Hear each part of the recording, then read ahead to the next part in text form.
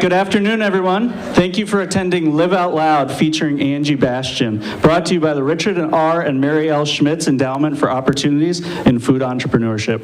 My name is Dustin Cedars. I'm the Development Director for the College of Business. We've got a great event planned for you guys today. To start with, I'd like to thank Richard and Mary Schmitz for their amazing support for this lecture.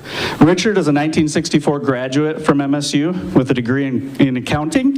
In 1973, Richard purchased his first retail store in Olivia, Minnesota, followed by one in Hudson, Wisconsin in 1981. He would go on to own multiple stores in Duluth, Minnesota, as well as in Wisconsin. In 2003, he sold his stores and retired from business. Richard has supported Minnesota State University in many roles, including being the president of the foundation board, and in 2002, he was named a distinguished alumni, receiving the Harold J. Fitterer Service Award. In 1999, he and his wife Mary started the Richard R. and Mary L. Schmitz Endowment for Opportunities in Food Entrepreneurship. This fund creates scholarships and supports an annual lecture like this by industry experts in the category of food entrepreneurship. This includes executives within a broad range of the food processing, retailing, and wholesaling industries.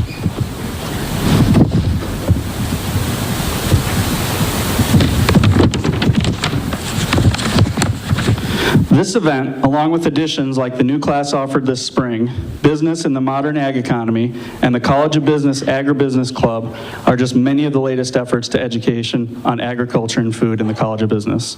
Although Mary was unable to attend today, Dick is in attendance. I'd like to ask Dick to stand so we can all show our gratitude.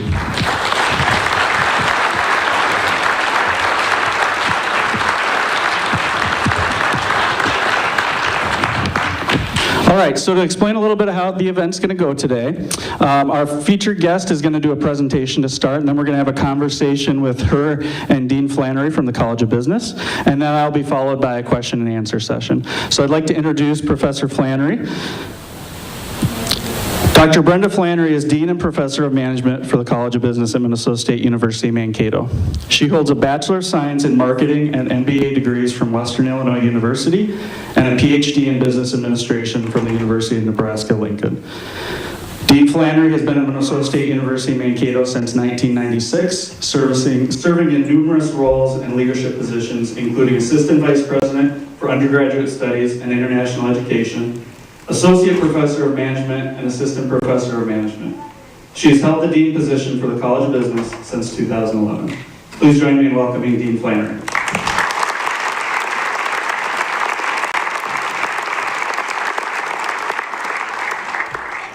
Now to introduce our guest speaker. Angie Bastian is the entrepreneur, co-founder, and namesake of Angie's Boom Chicka Pop. Angie took a kernel of an idea and popped it into one of the fastest growing brands of natural popcorn. She and her husband, Dan, founded their snack company in their Mankato, Minnesota garage in 2001 as a means of creating a college fund for their children. Dan is in attendance today as well, so we'd like to welcome Dan and ask him to stand.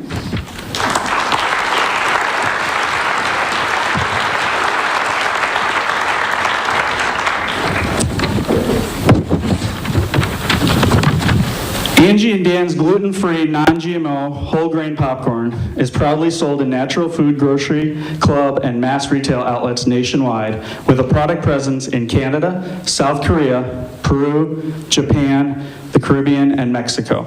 The company is constantly innovating and is one of the fastest growing and most successful popcorn brands in the market today. Angie's Boom Chicka Pop is loved by fans as an empowered, spirited brand that represents authentic, real food that delivers on the attributes of clean, transparent labeling and a great taste experience. The company has twice won Star Tribune's top workplace honors. Angie herself is a recipient of the 2015 ACG Bold Award for Corporate Growth and Connect Business Magazine's 2012 Person of the Year. Girl Scouts honored her as a pioneering trailblazer, and she is a 2015 inductee to the Minnesota Women's Business Owners Hall of Fame. She has been featured in the Wall Street Journal, Huffington Post, quoted in Forbes magazine, and appeared on The Martha Stewart Show. Her products have been recognized and awarded by numerous national publications and media. Please join me in welcoming Angie Bastian. Thank you. Thank you, Dustin. Appreciate it. All right. I was behind the curtain, so I don't see, where is Dan sitting? Right here. Good, okay, good. All right, hi, I'm Angie Bastian, and I am the co-founder of Angie's Boom Chicka Pop. And I want today to tell you quickly the story of our business, the journey that Dan and I took, and how we started out, and how we became Angie's Boom Chicka Pop. And I don't know if you were watching our little Vespa parade. That is a long way from our West Mankato garage. But believe me, we are so proud of what we did there. And that was even 3 or 4 years ago at Expo West in Anaheim, California, at the largest natural and organic food show in the country. And we're going to talk a little bit about all of the things we learned along the way. But first, why? Why start a popcorn company? Well, here's why. Here's why we started. Here's the why. I'm a psychiatric nurse practitioner. I was in nursing for 28 years. My husband Dan was a high school history teacher and a baseball coach. And he grew up in Mankato, and we just moved back here in 2001. And our children were 3 and 5 years old at the time. And we had one of those parent freak-out moments where we said, we haven't started a college fund yet for these kids. We got to do something. And so the obvious answer for us was to start a business, a part-time business, but nonetheless, that's what we decided to do. And one of the things we decided to think about is, how do we do this in a way that we can work together, we can do it with our children, we can teach them along the way the value and integrity of work, they can participate with us in this whole process, and they can work with us. So what we did is we talked about this for a couple of days after Dan went on the internet one night and discovered a website that said, make thousands of dollars every weekend selling kettle corn. And he was like, that's it, that's what we're gonna do. And so we talked about it for about 3 days. We didn't have any money. We had 0% credit card solicitations in our mailbox, about 6 a week back in 2001. And we said, let's use one of these. And so we purchased, our first investment was about $10,000 on a 0% credit card, where we purchased our equipment, and we started the story of Angie's Kettle Corn. Now, this is the trajectories. 2001 to 2003, we're going to take it in little chunks. 2004 to 2011 was a place in the time of the company where it was incredible growth. And we're going to circle back, because 2001 to 2004 was hard. And we thought it was harder than anything we had done before, but just wait, it got harder. And this is what we looked like in the beginning, pretty primitive. This is what our little business looked like, our Angie's Kettle Corn Cafe. We didn't have a name for the company. We popped at MSU some events for basketball and some events for hockey. We popped where anybody would let us pop, in front of Rainbow Food, in front of Home Depot, any place anyone would let us pop. That's where we went. And our idea of bringing our children along to teach them how to work, I'm not exactly sure what we were thinking, because they were 3 and 5. And so at times we would drag them along and tuck them underneath the front table. Most of our tables had curtains in the front, and sometimes they would tuck them under there with books and Disney movies and pillows, and they'd take a nap, and then they'd pop back up. And what we really wanted, and I really wanted as a mom, was for my children to learn how to look someone in the eye and to say thank you, and learn how to make change, and maybe learn how to work right alongside Dan and I. And this gave us an opportunity, but it didn't really work out all that well, and thank goodness for Grandma and Grandpa and a good babysitter.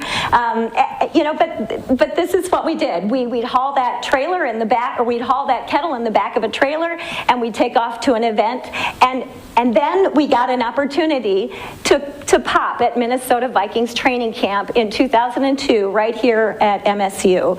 And that opportunity was during training camp days. So morning and evening. And Dan and I were coming home from one of those days saying, we got to figure out a way to get somebody to notice us. And we thought, Dan is this huge Minnesota Vikings football fan all his life. And I had just moved to Minnesota, so I didn't really understand it quite yet. I do now. And I'm a Vikings fan as well. But back then, we just said, wouldn't it be fun if the players ate our popcorn? And so Dan made a few phone calls to somebody here that had a connection to a connection, and they got a hold of the Vikings, and we said, we'd like to give them some popcorn. We got a phone call back, and the Vikings said, well, we hear you want to give us some popcorn. We'll take it as long as it's free. So we gave them some popcorn. We spent the afternoon popping 120 bags, sent it off to the Vikings on a Sunday evening while they looked at tape. And the next morning, we got a lot of attention. We had trainers and coaches and some players that were saying, hey, can we get some more of this kettle corn? And oh, by the way, from the sales and marketing team, do you want to be the official kettle corn of the Minnesota Vikings? And Dan's question was, does it come with tickets? Because if it does, we're all in.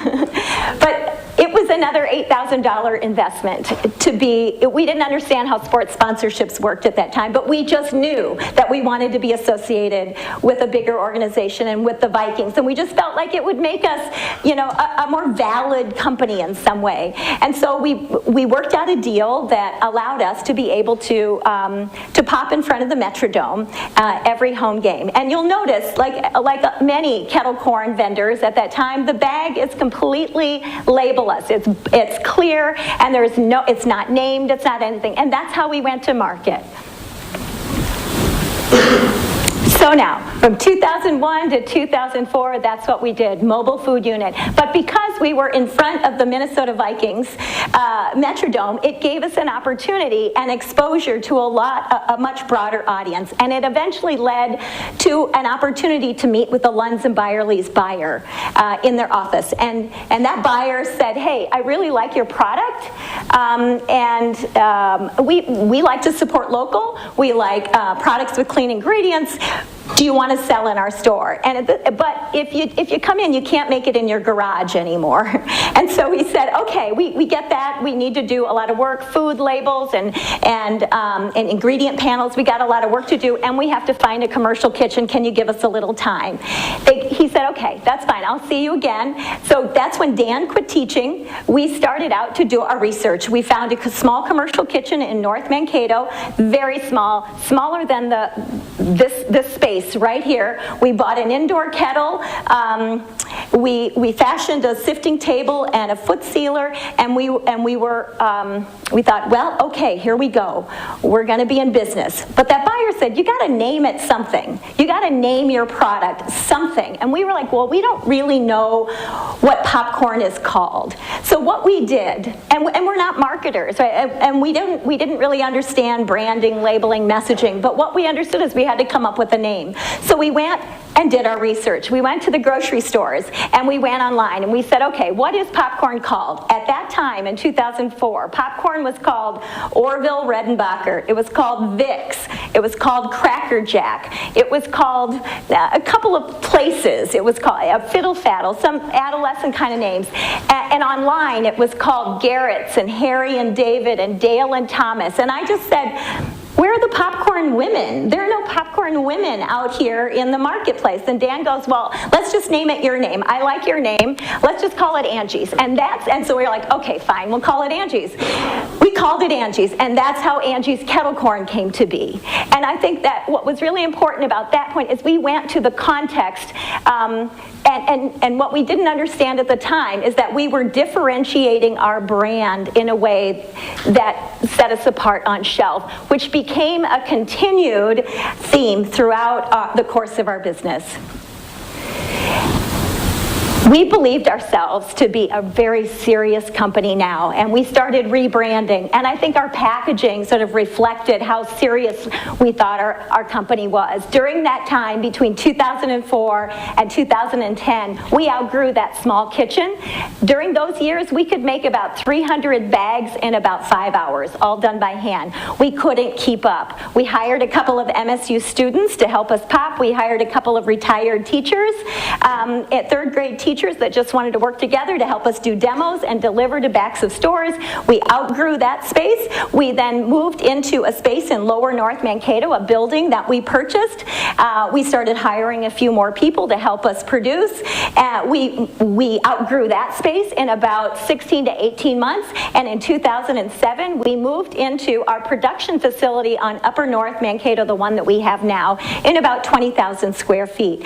We got Costco and started producing for Costco. We got a couple of other big accounts. We started working beyond Lunds and Byerly's, but we started with 3 Lunds and Byerly's stores and 1 food co-op. And from that, we grew into an upper Midwest distribution system. And for a time, Old Dutch distributed for us and helped kind of teach us a little bit about distribution. But then they decided they were done with us, and then we had to scramble and figure out where else could we find and learn about distribution and how to get our product onto shelf. And so as we grew, every step of the way, every sort of crisis turned into a learning moment for us. Every single mistake, and I call it fertilizer, turns into an opportunity to grow something. And I think that was also sort of a hallmark of how we went to business, or how we went to market, and how we learned and how we grew. During this time, we moved into our production facility. We started, and we started hiring. There was a time in 2010 where we had to make production. We hired 101 people in 60 days, and we had only had about 45 people on our payroll up until that point. So it was fast, it was furious, it was intense. And these are the days that I would say Dan would say he didn't sleep at all. He stopped playing golf. I didn't sleep much either. I was still working as a nurse part-time and trying to do the books, not very well, I might add. And we were grateful when his brother came back from Baltimore, who was a CPA, and he looked at us, and we both looked like we had, I don't know, just been turned upside down and shaken. He looked at us and he said, "What can I do for my brother?" And I said, "Well, you can come work for us. You're a CPA, right? We need you." And so Greg came on board, and he started running our finance department, and he helped us in ways, in leadership, and in ways that we would have never been able to do had we just kind of tried to strive out on ourselves and elbow our way through the finances of building a business. In the meantime, let me just say, in the end of 2010, Martha Stewart called. And let me tell you, we're a product here in Costco, and we're a product in the marketplace, but you never expect to have Martha Stewart call you, right? Like wow. What happened is that her producer, it was her producer that called, and she said, "I'm standing in front of a pallet at Costco, and I want to know, does your product have any gluten in it?" Nope, certified gluten-free. Does your product have any nuts? Does your plant have any nuts? Nope, we don't have any nuts in our plant. Do you have any artificial preservatives, any artificial ingredients? Nope, we don't. Okay, great, thank you, because my daughter is so food sensitive, I have to watch every single thing I put in her mouth. And I think the other hallmark that is a part of our company is just that. On that bag, even in Costco, our business phone number was still my husband's cell phone. So his cell phone number was on the back of every single one of those bags and on the side of our trucks, and people would call us and ask questions and make complaints, like, you don't have enough salt, and I still remember, we heard all of those complaints. We listened to consumers, and I will say that opportunity that we took to listen, to answer this consumer's question, I didn't know at the time that she was a producer for for Martha Stewart. She called back and said, hey, we're doing a gluten-free day, and Martha Stewart would like to have you on to teach her how to make kettle corn. Like, okay. We'll let you know if it happens. And it happened. And so this was in January of 2011. We were on the Martha Stewart show, and we thought, and somebody asked me when I thought we made the big time. That's when I thought we made the big time. But it didn't really change anything in sales, actually, because we were just beginning to build our company and our distribution. And I will tell you, it was so fast and so furious that I think what Dan and I looked at doing was just trying to contain an atmosphere and a culture of positivity internal to the business, create a family and a community where people felt like they wanted to come to work, that their values were represented in what we were doing, and that they were a part of something bigger than just selling popcorn. We were in service organizations, right? In professions. He was a teacher, I was a nurse, and suddenly we were consumed by selling popcorn. And we kind of looked at ourselves and said, where's the meaning in selling popcorn? And doing that every step of the way, it was really about how you run the business internally, how you see your employees as people first, employees second, allowing them to bring their whole self to work, creating an atmosphere where people can succeed and thrive, and creating a concrete reward for people bringing their best self to their career.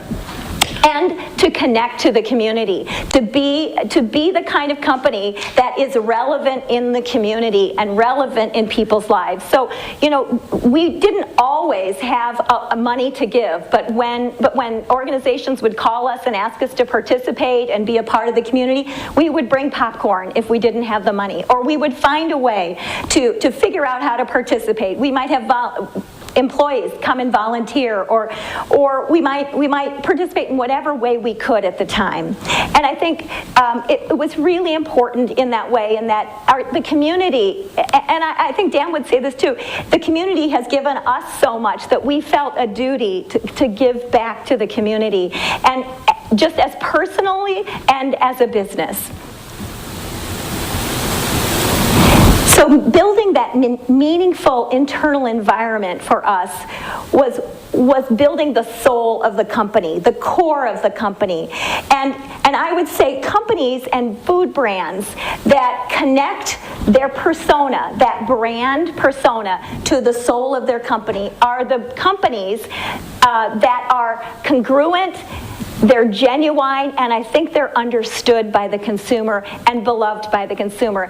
And I'm not ashamed to say I wanted to be beloved by consumers. That was the point. I wanted our products to be somebody's choice, and I wanted the people that came to work for us that's their choice, that they wanted to come work for us, and that they wanted to be involved in a company that was somehow more important than just selling a product. So here we are. What next? 2011. We're a profitable company. We're growing in Mankato, and we weren't sure. Like, what do we do? What comes next? We knew that we wanted to grow more. We weren't sure how we were going to do it, and we knew we had a good cash flow at the time. We were doing well. We were a family-owned business, and then we just kept getting these inquiries from private equity and investment bankers and everybody like coming in, and we were like, what do they want? Like we were like, I don't know what they do. I don't have time to meet with them. Dan, we don't have time to talk to them. Like, we just didn't understand what private equity was about. But one of those private equity companies got through to us through a well-written letter that I would say took an educational approach. And Greg Bastian said, hey, he was our CFO, Dan's brother CFO at the time. He said, hey, we're doing fine, but you never know when you need more money to grow. And if we're going to grow, we're going to need more money. And now is a good time maybe to even consider that this is a way that investment can happen in the business. And so we met with private equity in 2011 and entered into a relationship with Sherbrooke Capital. And we entered into that relationship, they're out of Boston, in a minority position. They helped us form a board, they helped us create an employee equity pool for retention and for recruitment. They helped us build a sales team, they helped us teach us about distribution and about how to market our product. They helped us build the beginning of a marketing team in 2011, and they helped us with beginning consumer research and beginning sort of, I will say, the efficiency challenge in our production plant. We built a very small R&D facility in our second facility down in Belgrade, and it was just, I'm going to say, we were a motley crew of people that we put together an R&D team and started launching new products. And oh, by the way, when you do that, you can win prizes, and we won Food Processing Magazine's R&D Team of the Year in 2013, because what we did is we launched some snack products, decadent snack products, that also maintained the guardrails of our original no preservatives, no additives, no artificial anything, and it got the attention, and it got awarded. And then, okay, so now we've got some success. We've got this partnership with a private equity company that's helping us grow. We're humming along, and we're doing pretty well. But we're a kettle corn company at this point, and we wanted to really launch out into something a little bit bigger, a little bit more, because we felt like consumers didn't just see us as kettle corn, they saw us as popcorn, like a broader, and we needed to step outside of what we know and into maybe something bigger and broader. So we took a moment to take a step back and say, okay, what do we want to stand for as a company? So how do we connect the soul of the company to the persona of the company, that veneer that everybody sees, that everybody knows what we're about when they see us? And how do we do that? Like, how do you get to that? And we didn't have a marketing team, but two of us at the time. And Mary Hanrahan and I set out to say, okay, how do we do this? We went back to grocery stores and said, okay, that's what I know. Let's go back to the grocery stores and see what's going on in the natural and organic snack aisle. That's the context of where our product lives. Let's see what's going on, just like we did 6 years before. And what I noticed, this is what I noticed. In the natural and organic snack aisle, this is a very permissive aisle where there are snacks that are, you can say, chips. There are snacks that are meant for, very artisanal, and you'll get my point in just a second. The snack aisle in the natural and organic section was all about permissive snacks in a very, I'm going to say, very masculine and artisanal color palette and appeal. And their underlying message was, these are your snacks because you're allowed to snack. They're very permissive, they're very flavorful, here they are. There was that. And then there was like, here are the snacks for the kids and the adolescents, right? Like, these are kind of fun, here you go, here's Pirate's Booty, that's what that is. And then any snack in that aisle that was aimed at women were kind of like, here are your snacks because you're on a diet, right? And I was like, wait a second. Maybe I should be, but I'm not. Just talk to me the same way that you're talking to, as a woman, talk to me the same way you are talking to everybody else. And I said, okay, who's speaking for the women in the marketplace, in the snack aisle? We've got a brand. Let's do something about it. I've got 2.5 seconds to capture someone's attention. And by the way, the shopper is a woman, right? Like, she's probably in the aisle. She's got her cell phone in her hand. She maybe has a kid in the basket. I maybe even have less than 2.5 seconds to capture her attention. But what I wanted, and what our team wanted, was to show up on that shelf loud and proud. And here's what we wanted to do. We wanted, I hope you can read this, We wanted to change the language of selling and the language that we use to communicate to consumers. We wanted to respect the female consumer and celebrate that food can be empowering and not the enemy. And we wanted to be part of changing food culture. And we wanted to make sure that we were contributing to that food culture in a positive way, so that I wanted to know as a mom and as a person that the food that I was eating and the things that I was drinking wasn't damaging my body or the environment. And we took that brief to a creative organization, a creative agency, Mono, in Minneapolis, and said, here's what we want to do. We want to show up loud and proud. We want to celebrate the feminine, because we already had Angie's. We have the brand Angie's. We want to celebrate the feminine. You know, if the guys can have their chips, we can have our popcorn, right? We'll eat chips and they can eat our popcorn, but hey, we want to represent equally on shelf. And let's do something that's celebratory, that's empowering, that comes from a place of positivity and not pedantic or not prescriptive or not expect somebody to act or be or the food insinuate that message is there for you.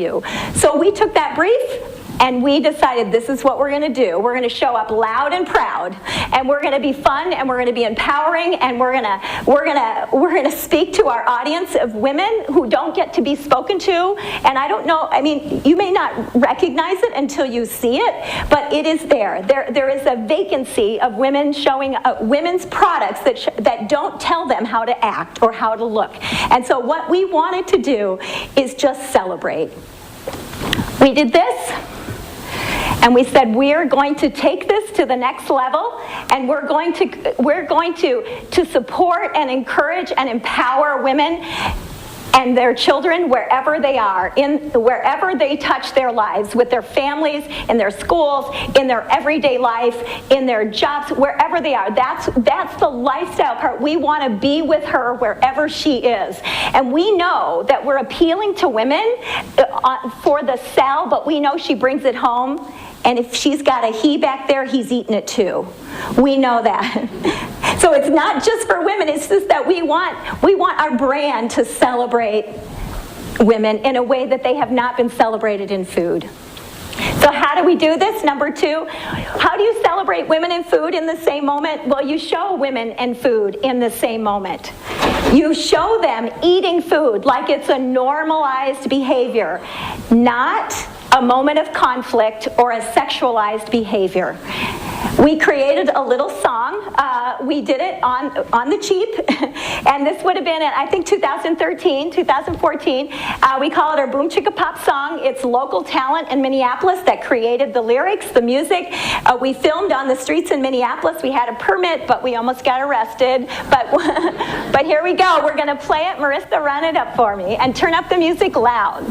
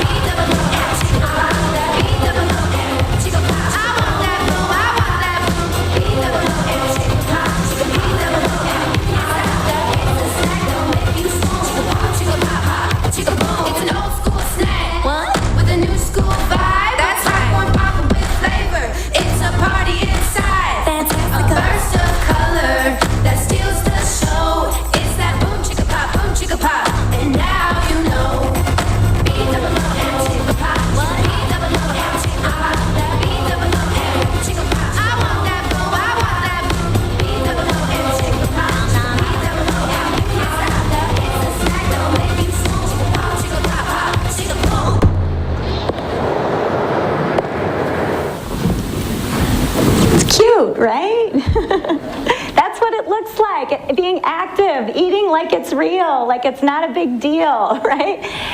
Well, okay, so then our job as a food company is to give you real food, right? Like, and for you to choose, to have a choice. So we launched that Boom Chicka Pop in the bright yellow bag in May of 2012. It's our sea salt popcorn. Before then, we were simply Angie's Kettle Corn.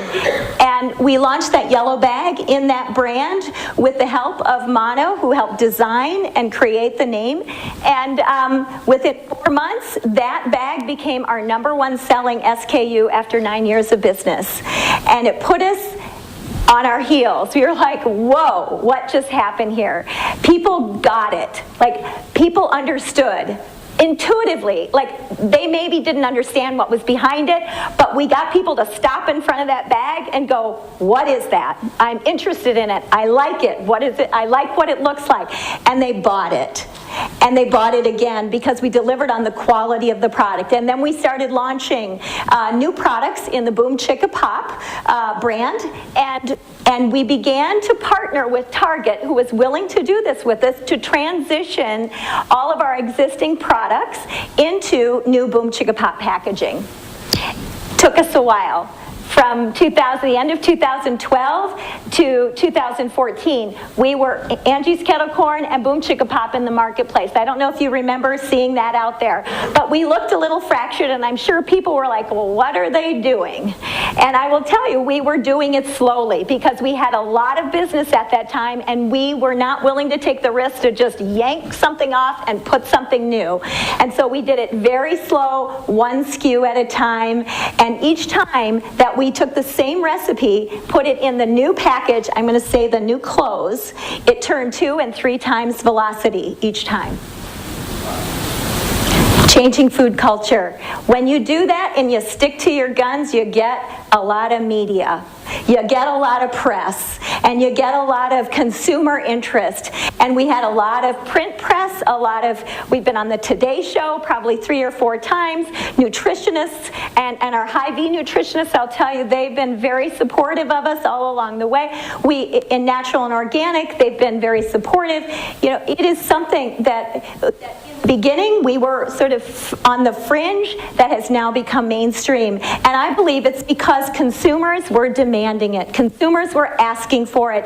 And we listen to consumers like a lot of companies are beginning to listen to consumers in a way that they've never listened to them before. And I would say that's a hallmark of a modern, impactful food company.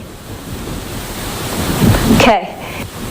We wanted to connect. We wanted not just to listen to our consumers, but to reach out to our consumers, to connect on a much deeper level.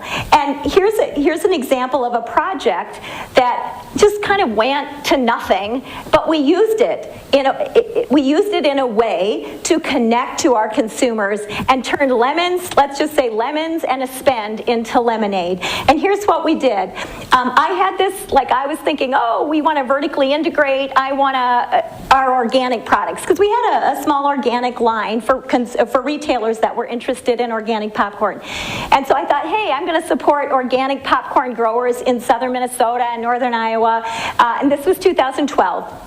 And let's see what we can learn about it, because there weren't very many, and Hanel's around here had just closed shop, and so there were no popcorn growers. So I said, maybe we need to do a little research. So we funded some research at the University of Minnesota out in Lamberton, where their organic land is. And we studied 4 varieties of popcorn, and this was 2012. So in 2012, I don't know if you all remember, but there was a significant drought, and our yield was so low that no farmer wanted to take us on. Like, our research was so bad that there was no chance that any farmer would take a risk on organic popcorn. And the farm bill wasn't signed yet, so they weren't even able to get crop insurance on organic popcorn at that point. And so we just said, oh, well, that's not going to work. But what our marketing team did is they said, hey, let's take this and let's go grow popcorn. Let's give the seeds to consumers so that they can grow their own popcorn, because this helped us achieve that third goal is changing food culture. And part of that is getting closer to your food, understanding your food, knowing where it comes from, getting your hands sort of in the dirt. And we said, oh, that would be so fun. Let's grow some popcorn. So we created a Grow Some Boom program. We created a tutorial online that taught people how to grow popcorn, how to plant, how to maintain, how to harvest. We gave away 6 million seeds that first summer to schools and families and Girl Scout troops that all wanted to understand how to grow popcorn, and we talked the Girl Scouts into creating a special badge that said Grow Some Boom for the Girl Scouts that grew that as a science project. And here on our video is a little summary of that program. Marissa, you can run.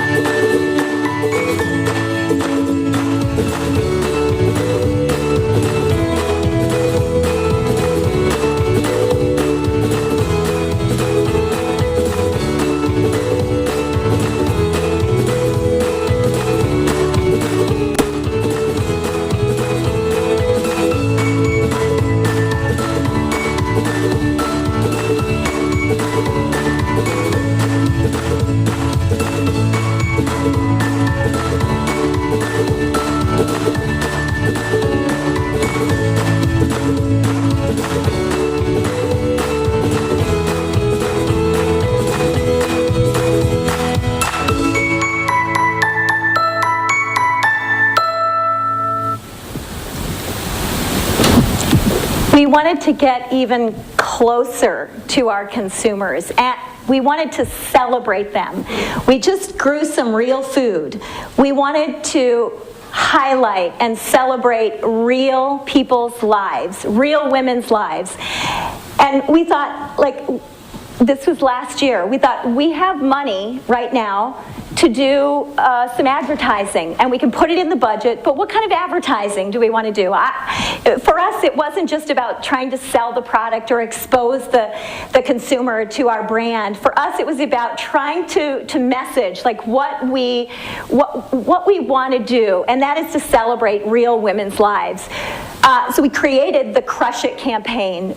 Real women, real people who are crushing things every day, like crushing doubt and crushing a meeting. And we created the Crush It campaign. And what we decided to do in our advertising, and we didn't have a script, we didn't have anything, but we were in LA, we had a production crew, we did a casting call, and we just said, tell us how you crush it in your life every single day. We had 350 women show up. And some of the women said, you know, I don't really have a talent, I'm not an actor, but this is how I crush it in my life every day. I stand in front of the mirror and give myself affirmations. And that was Tasmina, and her affirmations became the script for our 60-second commercial. And our production crew became so enamored and so moved by these women's stories that they gave us like free work because they wanted to highlight these women's lives.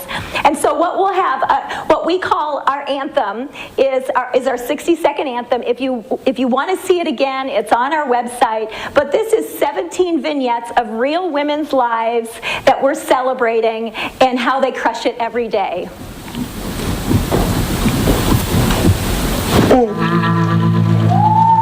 I'm a genius, I'm smart, I'm creative, I am talented, I'm passionate, I'm powerful. Everybody knows how powerful you are. You're gonna make it. You are making it. I'm caring, I'm cool, I'm so cool, I'm cool. I am comfortable in my skin. I am beautiful, I am free, I am okay. I am spiritual, I am vulnerable, I am kind, I am succeeding right now. I am receiving new tools every day that help me become a better person every single day. I am great, I am funny, I am doing it. I am crushing it. I am crushing Today is your day. Crush it. Angie's Boom Chicka Pop with whole grain. Boom! Boom! Thank you so much for having me. This company started in a garage by a school teacher and a nurse. Believe it or not. It is now a brand that when I travel on the airplane and people see that I'm wearing my shirt, they stop me and they go, "Do you work for that company?" Because I love that popcorn. It is like hearing your song getting played on the radio when someone knows your product and they love it. And I feel like we've been able to do so much more than just the product. With popcorn, I mean, if you think that you can't make a difference in the world because you don't know, we didn't imagine that we would be celebrating real women's lives just because we started a popcorn company in our garage. We didn't understand that we would be running a company for 17 years. We just tried to do the best that we could every step of the way, keep an open mind, learn as much as we could, make our people successful along with us, and to do something impactful in the world. Thank you so much for having me. I appreciate your time. Thank you so much.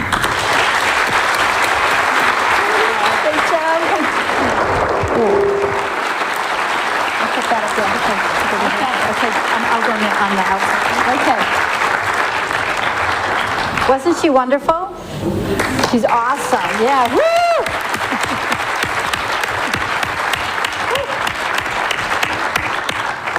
So Dan and Angie were here 5 years ago and co-presented, and it was fun seeing the packaging that you had 5 years ago and seeing how far the company has come in 5 years. Incredible, right? It's incredible. It's astounding. It's a testament to building the team, you know, being able to bring expertise in and building the team and helping us be open and grow. I mean, this is what happens when you're open. And you talked about that this morning when you were and you had 3 of your team members here with you this morning, 3 women, some of the new vice presidents in marketing and human resource and Research and development.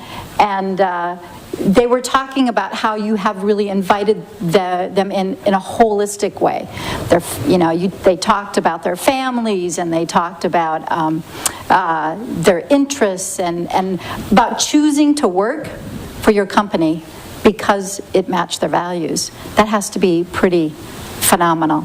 It is. I mean, I think when Dan and I dreamed about having a company, you know, we just wanted to create a work environment that, you know, we needed people, right? Like we needed to be, and I use this word, we needed to be relevant in their lives. We needed them to give us their best because we were so few people. And by making a work environment that is built around community and mutual respect and a welcoming environment, it was very important for us to say to people, bring your whole self to work. You know, bring who you are to work. You're welcome. Who you are is welcome. And then here are the parameters about what we need to get done and our expectations. But diversity of opinion and background, and that was all a part of what we wanted to see happen, and we think it made our company stronger. I think, and that full authentic self. So you mentioned you and Dan started in almost service careers. Yeah. Nurse, teacher. Right. So as someone who started your professional career as a nurse, what have you found most surprising about being an entrepreneur, an executive, and a boss? Surprising? Most surprising. It moves a lot faster than healthcare.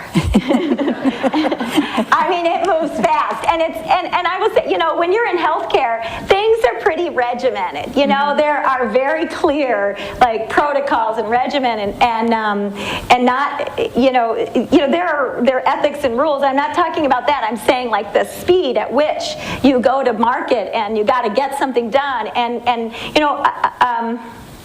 It's a different pace, I would say. in business. And I think, I don't want to speak for Dan, and maybe you wanted to, but for teaching, he was a lot more improvisational, and I think that played a role in our ability to adapt and pivot and move very quickly. And that was a little different, and we were that balance to try to kind of get that pace of the business, in order and keeping us moving forward. And you moved really fast. I can't believe it's been almost 18 years. That doesn't feel fast, but it was fast. Yeah. It was fast. Now, one of the things we talked about a few months ago was that you mentioned about having a company being business actually allowed you to make a big impact, to make a difference. And one of the things that we've recently noticed, and when I say we, I mean business schools across the United States, is that there's a decline of women wanting to major in business.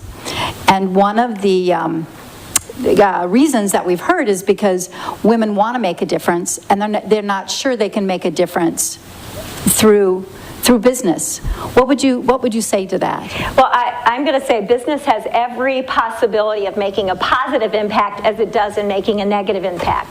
It's up to the leadership of each business to create a positive impact in the world. And I'm going to say that my children's generation that's going to be an expectation. I think when they go to work, that is exactly what they expect. They expect to work for an organization that creates impact in the world that is congruent with their values. And I think if businesses don't get on board with that, they're going to be stagnated and they're not going to have a workforce. I think that we hear that from the students, that those are the kind of companies that they want to work for. So you're saying if companies don't make that change, they're going to be scrambling. The quality of their workforce is not going to be what they want. I guess for Dan and I, there was no other way for us to build a business, right? Like that's we didn't know that we were creating a business that was appealing to millennials. We didn't. This is just what we did. This is what mattered to us, and maybe that means that we were born too early, and we really are millennials at heart. And I act like one sometimes. Sorry, I don't mean to generalize about that, but there is something very, very interesting about the youth of our country, is that there are things that matter deeply that I think, and their voices are going to get heard no matter what that is, and I applaud them for that. I cheer that, like, if they're going to change business systems, they're going to change healthcare systems, they're going to change government, they're going to change a lot of things, and if those of us that are parents to that, if we don't learn very quickly what we need to do, it's going to be hard for businesses, I think, to make it in a way that they get the kind of talent they want.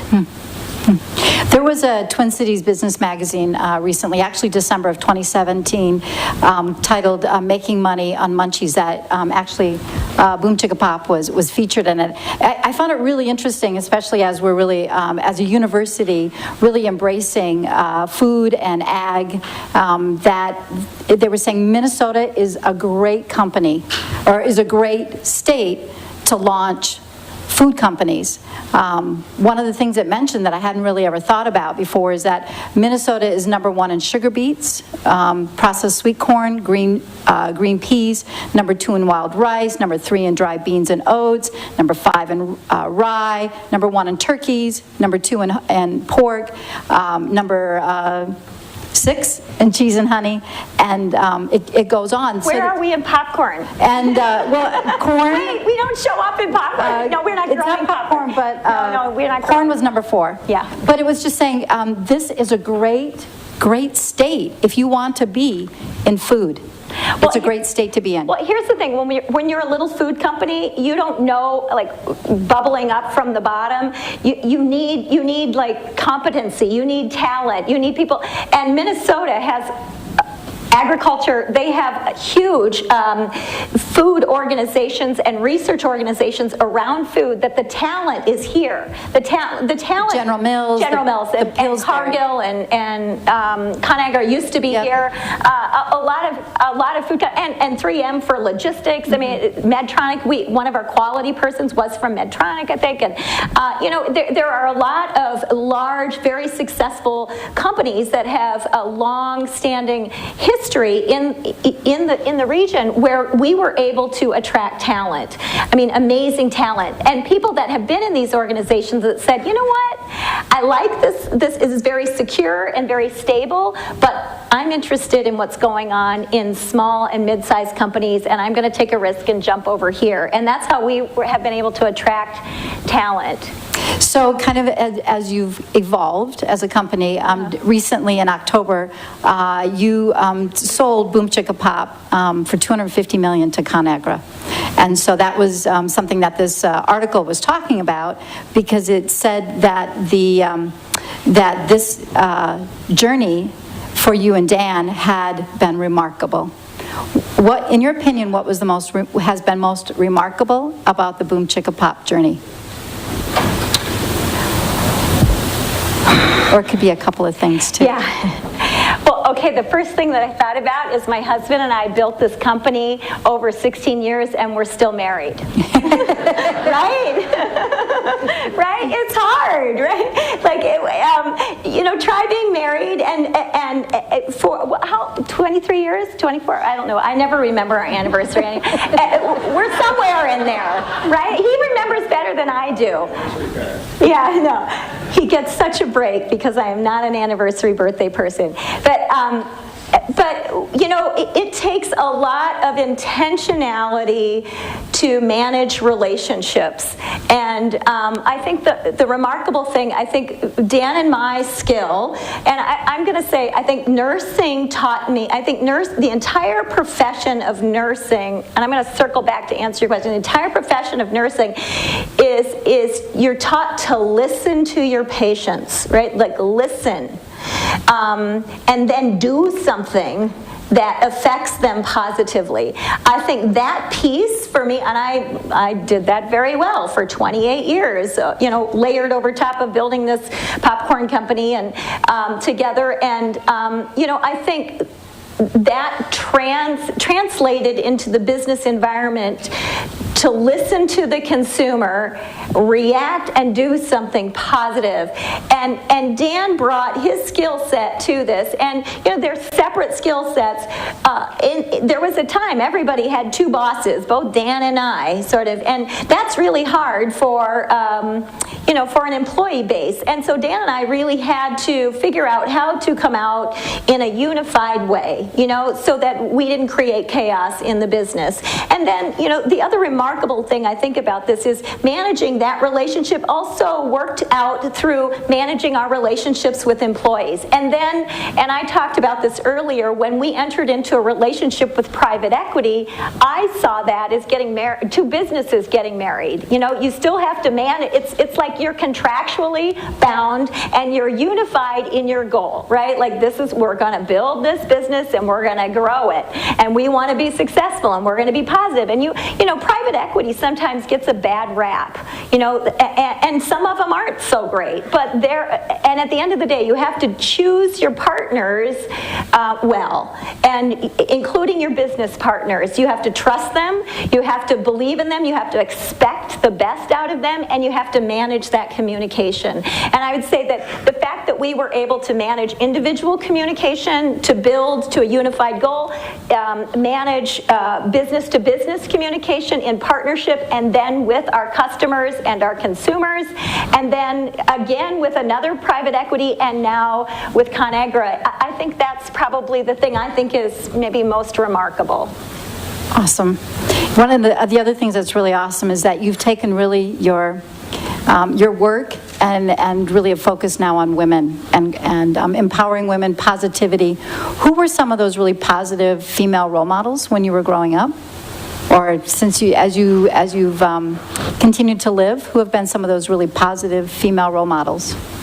I'm just going to say, I grew up in a sort of a tight-knit community, and in my upbringing, I grew up on a farm, small Mennonite farm in northern Indiana. I didn't have, women in my life that were out there charging on to their career. They were running the house, right? Like, it was very traditional.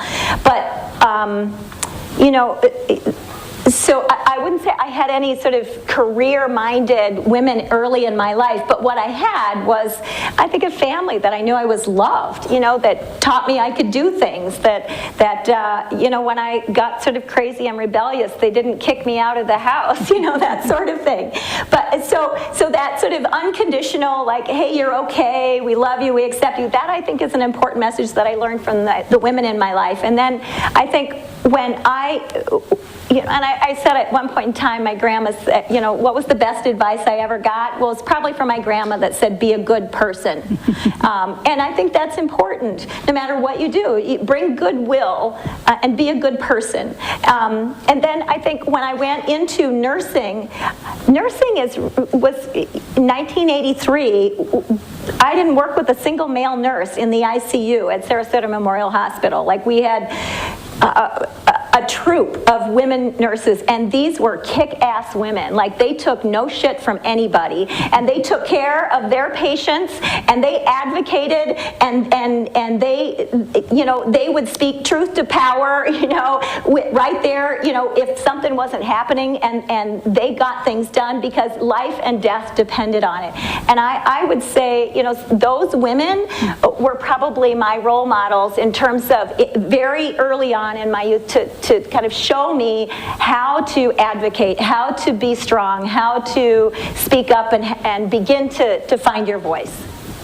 Well, there's this new book. So this is a brand new children's book. It's being published by one of our local publishers, Abdo Publishing, which is so cool. We have a very strong publishing industry here in southern Minnesota. But it's here, Boom Chicka Pop Boss, and you're a female foodie, one of 5 females featured in this series. So now you're becoming a role model for an awful lot of young people as they look to your story to be inspiring. So that's very cool. So congratulations on your new book. Thanks. I didn't write it. I'm just the subject. Rebecca Felix is the author.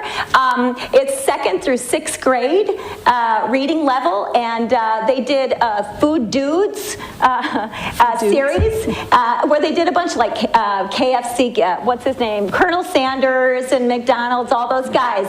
And they were like, hold on, we haven't done any women. We can't just send. And so they did a female foodie version. So they did Angie Bastian, Angie's Boom Chicka Pop. They've done, it's Ruth Crisp and Leanne Chin.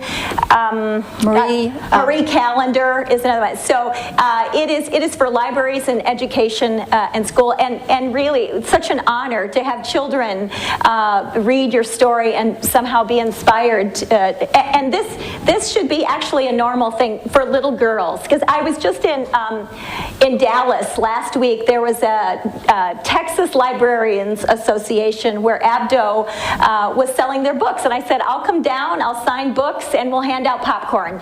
And there were probably, 500, 600 Texas librarians. And so many times they came up to me and said, there's not very many books in the library about women in business or women's entrepreneurs, and they were thanking Abdo for publishing books about women's stories. And I think, cheers to Abdo Publishing for starting this. Yeah. Awesome. And just to let you know, at the reception, Angie has some books that she'll be signing, so come get your copy. Okay. So I'm going to end by just asking you a few things about living out loud. Okay. So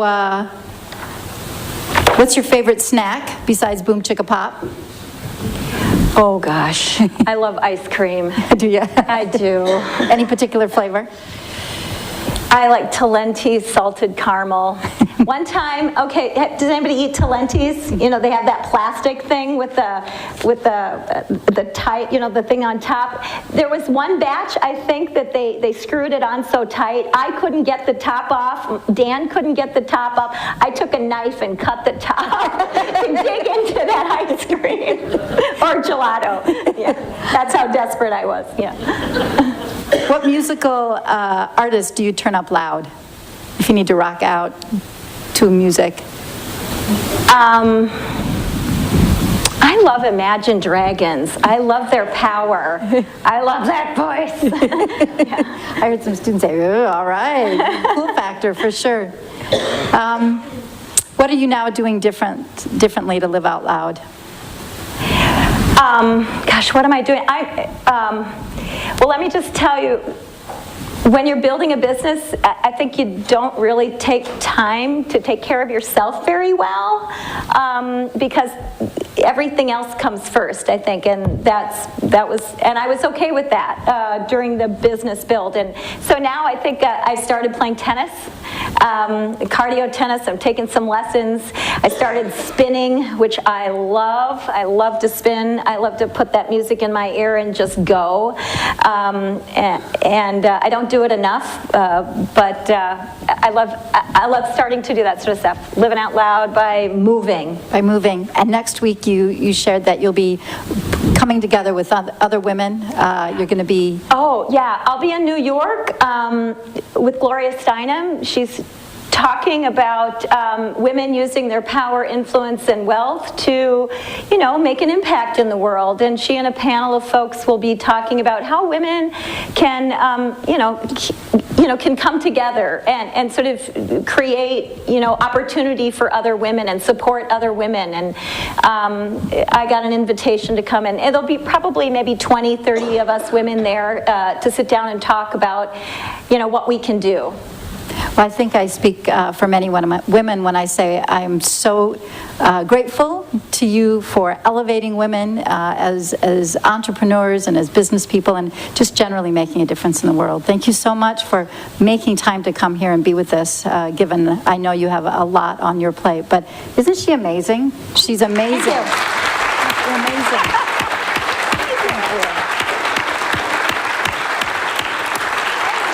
So, we want to open it up to the audience for you guys to ask Angie questions. I believe there are some mics that are circulating, and we're going to throw it out there too. Anyone who asks a question gets a big bag of popcorn. So we have some popcorn to give out. So we have a question over here on the side. So get your questions ready. And we have the reception right after this, and you'll have a chance to talk with Angie, but we'll also have lots of popcorn and other refreshments there. So we got a question?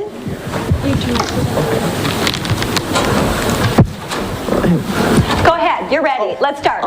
So I remember in 2016, you with your seeds, the summer of 2016, you started making some beer. Oh yeah. I scoured the entire Mankato for that, and I wasn't able to get my hands on any. Are you gonna start doing that again, and maybe even diversify even more with your products outside of just popped corn? Yeah, well here, let me tell you, that was a partnership with Mankato Brewery, and Tim Tupi is the founder and owner, or majority owner of the Mankato Brewery, and Tim called me up one day and he goes, hey, we want to do a seasonal beer, we want to make it with popcorn, nobody's ever done it before, would you want to do it with us? And I was interested. It took a lot to get our executive team and everybody on board, because we are not a beer company, right? But I said, we want to do this to support a local business, we have national recognition. Our brand has national recognition, and if we can do this with a local business, we'll be able to get them noticed and get them some, maybe some public relations, and it would be a fun project. It was sort of a loony project, but let's go, let's do it. And what we did, it was actually popped popcorn, air popped popcorn that they used instead of corn or barley or whatever as the grain.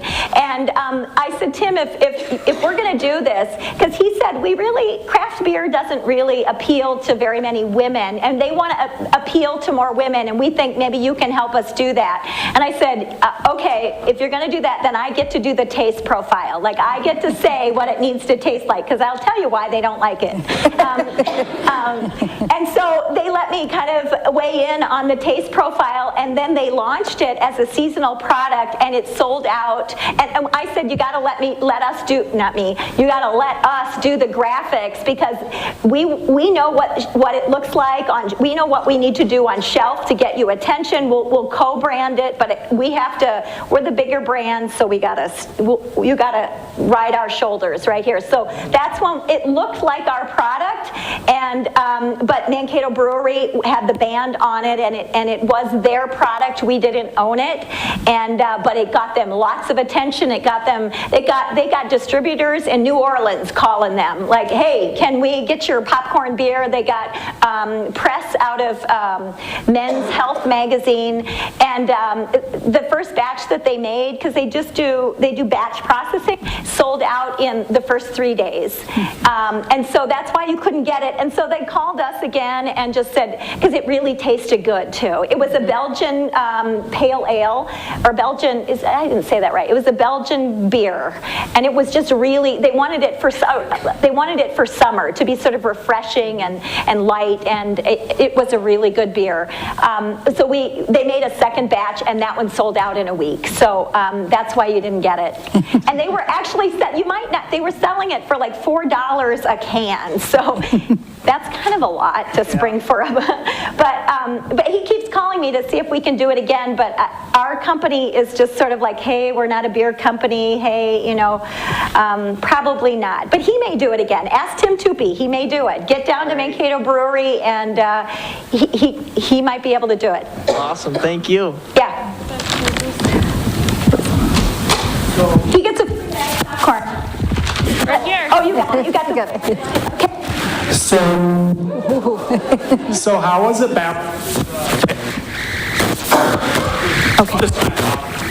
So how was it balancing the family, like your family, while trying to grow your company? Because I know, raising a family is hard, let alone starting a business at the same time. Yeah, it is hard. And I think I said this earlier this morning. Dan and I kind of had the misconception that if you start your own business, you have control of your time. Well, the opposite is true. You don't have, especially if you're the bottom line, the buck stops here. You just do not have control of your time if you want your business to succeed and move forward. I think a lot of the things that we did during that time, our children were, 3 and 5 when we started, because our family was so important to us. Our business allowed us some flexibility to be able to do the things to be present in our children's life.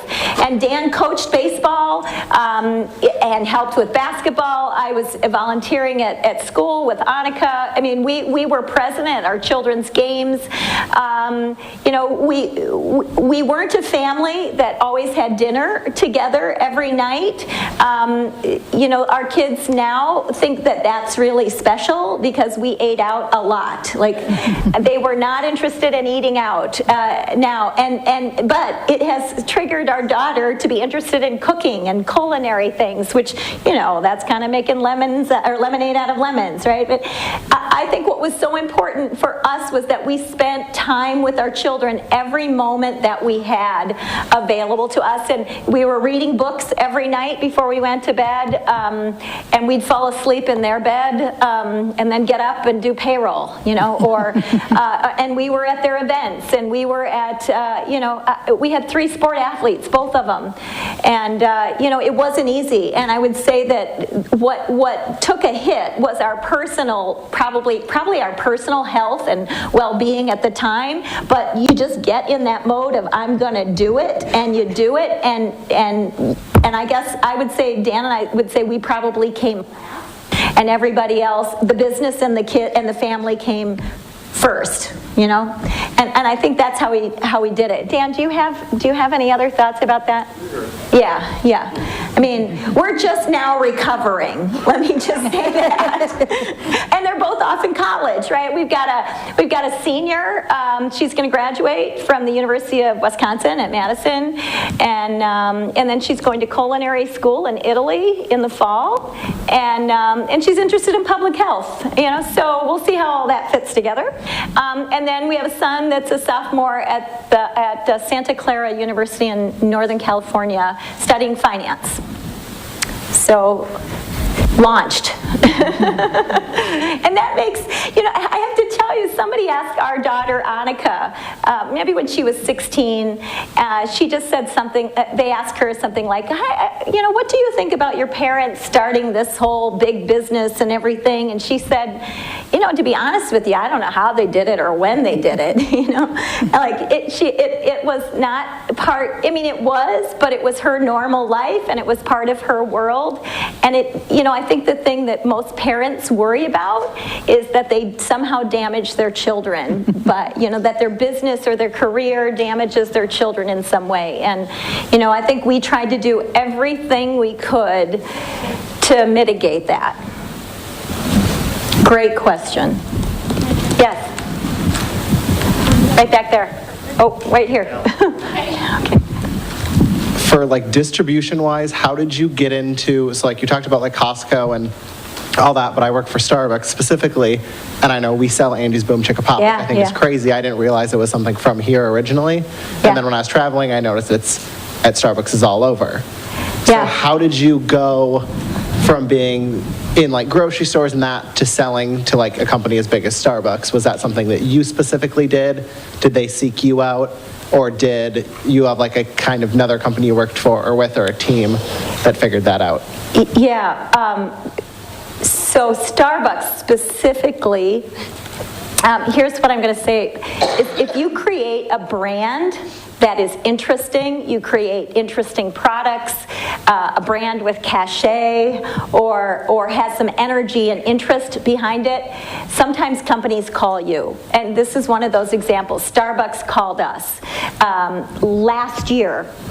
And wanted to meet with, and we have a specific salesperson, Grant Rice, who services our food service department, or our food service channel. And Grant and I and our VP of sales went out to meet with Starbucks in Seattle, and they were interested in the product. They have their own private label. We have a branded product, and a lot of places have branded products, and they have private label products. So, the balance is getting your branded product in and saying no to doing their private label, because you really want to focus on your branded product. So, they understood we didn't want to do private label, and they were fine with that, but they wanted the brand. And then, so they buy in increments for their quarterly highlights. So far, we've had success, and every quarter they've picked another product that they wanted to carry. So the first product was the chocolatey peanut butter. The next one for holiday season was the hot cocoa marshmallow, and now chili lime is in there. So, but we were lucky that way. Not every organization calls us. You have to go and beat their door down sometimes and try to get an appointment. And we have probably right now we have probably about 20 sales staff that's their job. They work remotely all over the country. Their job is to get out there and find retailers, and we're in most retailers now, but to find organizations that are interested and willing to carry our product. Yeah. You mentioned that when you started the business that you wanted your kids to be involved. So how much involvement did your kids have as they were growing up? And now that they're in school, are they still involved, or are they planning on coming back when they're done with school? Yeah, well, they were 3 and 5 at the time, so that involvement lasted for about 2 hours. But they did help. I mean, they would come along sometimes, and when they were little, and hand out samples with us or do demos. But you know, we just really wanted them to be kids and have a life, you know, and not, you know, and just and you know, not have to think about, you know, as they began to grow and have their own life. And I will say that there's this conversation, and I've told this story probably a lot of times, and so I apologize to all of you who've heard it before, but there was a time at the dinner table one night, our son, Trip, was, I don't know, maybe he was 7 or 8, or I don't know, I don't even remember how old he was. He said, "Why are you doing this kettle corn thing anyway?" And I just said to him, "Well, because maybe someday when you grow up, you might be able to run a popcorn company." And he said to me, and these are his exact words, "No can do, I'm going pro." He loved baseball at the time. You know, his dream was to be a pro baseball player at the time, right? You know, but it kind of took me back, and I just said, you know what? Our dreams are not our children's dreams, you know? But our job is to create for them the belief that they can dream that big. If he really wants to be a pro baseball player, you can do it. If mom and dad did this, you can do that, right? Like if you work hard enough, you can do it. And so for us, it was really just about sort of trying to create that foundation, that the barriers that are there are the ones that you create for yourself. And so there were times where they would work for us. I think Annika and her good friend Aaliyah, which I see Aaliyah's mom back over there, they did data entry one summer, and they would do it together for a couple of summers. And then and Trip worked in the kettle corn, like selling at Moondogs baseball games, which he hated. But he did it, you know, he worked there for one summer. And, you know, we just kind of bring him along sometimes for events. I took Annika to Expo West, you know, where you saw those, when we launched Boom Chicka Pop, and she worked alongside of me in the booth. She was 16.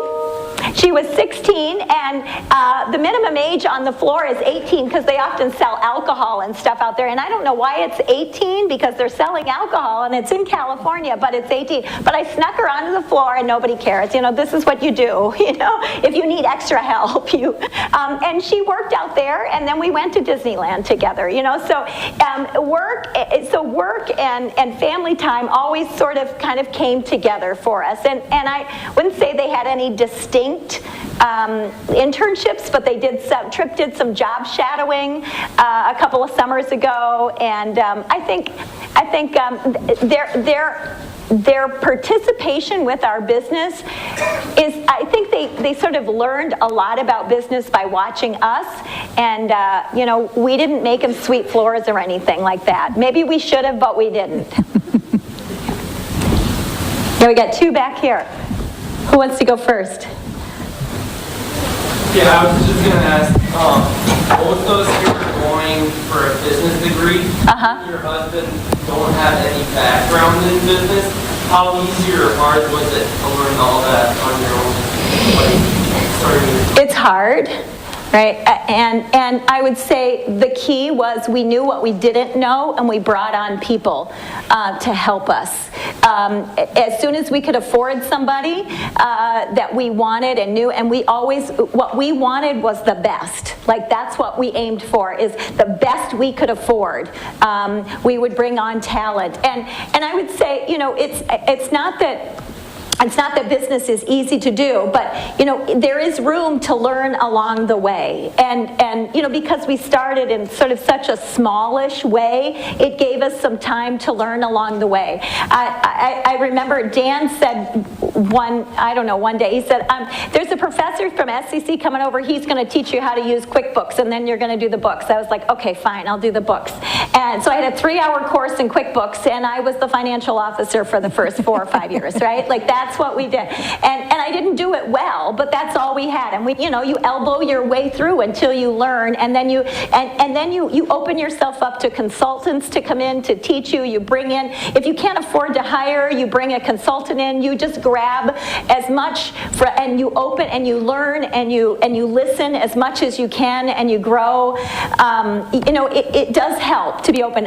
In healthcare, I ran some business systems. So I ran budgets before, and I'm not going to say I ran this budget very well because nobody had time really to run budgets, but it did have concept, the balance sheet and some things like that until we had our brother-in-law, who was the CFO, come in and, the CPA and be our CFO. So, it was like bringing in talent to help us grow. And I feel like, and I'm pretty sure Dan maybe feels like this too, we still don't know everything, but we probably earned our MBA. Experientially. Yeah. One last question, and then we can go to the reception, and there can be more time for questions there too. So was there one more? Yeah. Have you taken a brand internationally already, or are you planning to do so? Yes, well, we sell in Canada through Costco and Loblaws and Sobeys and quite a few outlets. We were part of the Target rollout in Canada and then Demise, so that was our first experience. And then Costco took us to South Korea. So we have product in South Korea through Costco and in Japan. We just rolled out in Japan this year. I think our plan is to be in Taiwan soon. We're in Mexico with Sam's, I think, or with Costco right now. I can't remember. And then, surprise, we're in the Caribbean. And we didn't even know we were there until I had friends taking pictures of our product on the shelves in some of the resorts. And that happens because we're in distribution warehouses and, grocery stores and chains and, all over in North America pull from those, like UNFI and KeHE. And so we're there. And then we have one very interesting distributor that goes to Peru, and he has this very clear transportation mode that he can get the product. We have a shelf life of 6 months right now for the popcorn, and so going beyond, you have to have a very efficient logistics system to get your product on shelf in time, and he has that. So we're in Peru as well. We'll see. We always kind of felt like we had a lot of domestic distribution we needed to fill in before we went too far internationally. Awesome. I think we should have Dan. I think you should come up here, Dan. So we can thank Dan for all this. Again, I want to thank Angie for being our executive in residence. Come on up, Dan. Dick Schmitz for your continued support on this lecture. And I think we should go have some popcorn and let's have popcorn. Let's have some popcorn together. Thank you again, Angie. Thank you so much. Thank you, Dan.